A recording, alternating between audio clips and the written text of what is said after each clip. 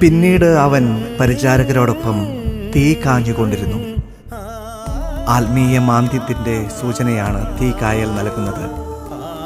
അകത്ത് തൻ്റെ ഗുരു പരിഹസിക്കപ്പെട്ടും ചോദ്യം ചെയ്യപ്പെട്ടും പ്രഹരിക്കപ്പെട്ടും പീഡിപ്പിക്കപ്പെടുമ്പോൾ ശിഷ്യൻ പുറത്ത് തീ കാഞ്ഞ് രസിക്കുന്നു.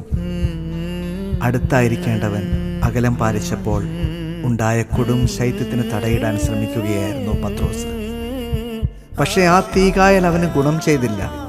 തദനന്തരം അയാൾ തൻ്റെ ഗുരുവിനെ തള്ളിപ്പറയുന്ന കൊടും പാതകത്തിലേക്ക് വഴുതി വീഴുന്നു. താരിളം മെയ്യിൽ മിശിഹ രുധിരം ചൊരിഞ്ഞു നിന്നു. ദൂരെയായി തീയും കാഞ്ഞ് നിർദ്ധയം ശിമയോൻ നിന്നു.